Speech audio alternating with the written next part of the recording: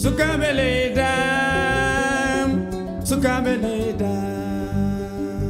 sukabeledam, sukabeledam. Kensembe hande. Ouais, la base du yassa c'est ça. On riz avec des oignons, on prépare avec beaucoup d'oignons le yassa. Sangendi noti, inahani noti. Donc la cuisinière Maïmouna m'ayant averti que normalement le poulet Yassa sera prêt dans 10 minutes, un quart d'heure. C'est le temps qu'il faut à peu près pour expliquer puis pour répondre éventuellement à vos questions. Expliquer pourquoi est-ce qu'on est là. L'association donc Dimbali organise depuis pas mal de temps, depuis 2002. Alors des voyages au Sénégal, on mène des projets solidaires donc en Casamance essentiellement. Entre autres, on a financé par l'association, on a financé une pirogue, un bateau de pêche pour un Sénégalais. On a financé une machine à coudre dont est issue la chemise que je porte élégamment, vous avez remarqué. Et puis donc différents projets comme ça. Et puis on a lancé donc depuis 2014, 2015, 2016, on a lancé donc un autre projet beaucoup plus complet, qui est le projet des écofourneaux.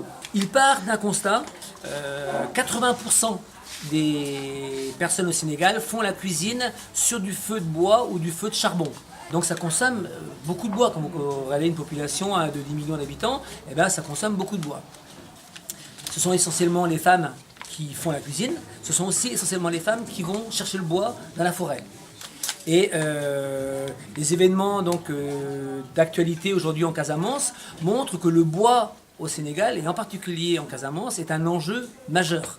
14 personnes viennent de mourir entre Ziguinchor et la frontière de la Guinée-Bissau. C'est 14 jeunes de Ziguinchor qui descendaient dans la forêt pour couper du bois de manière clandestine, couper du bois qui est revendu ensuite et sur lequel ils faisaient leur vie, leur business. Mais à côté de ça, il y a les villages également, qui sont au sud de Ziguinchor, qui ne supportaient plus qu'on vienne leur piquer leur bois, ce qu'ils appelaient leur piquer leur bois. C'était leur ressource du village aussi.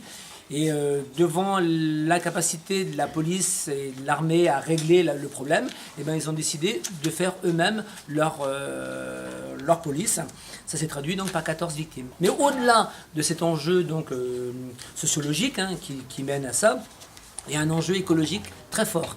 Il y a un responsable écologique du Sénégal qui dit que d'ici 2 ans, si on continue comme ça, la forêt casamançaise sera quasiment supprimée. Et dans la cuisine même que réalisent les Sénégalaises, eh ben, la combustion du bois produit beaucoup de fumée et produit chez les femmes et les gamins en particulier, produit beaucoup de maladies, les yeux, le nez, les sinus, tout ça, liées à la fumée.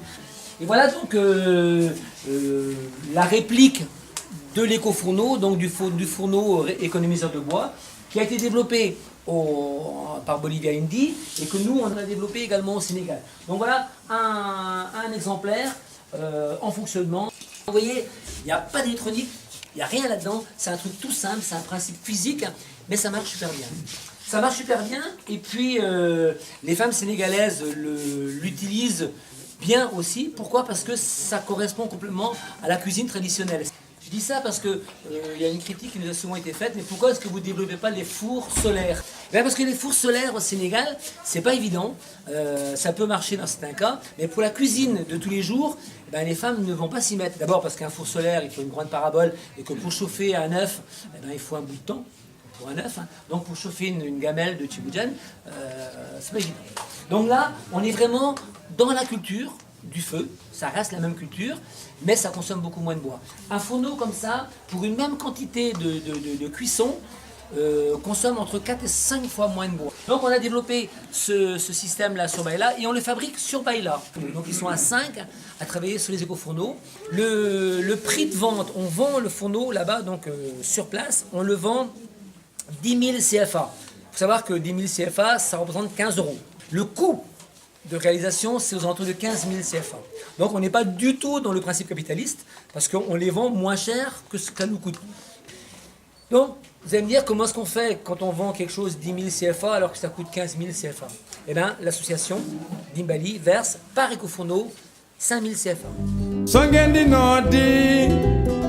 inani note sangendi noti inahani note ndimagu ngendi ongoda guleidi ndimagu ngendi ongoda guleidi jelli dangalumen darana de pinal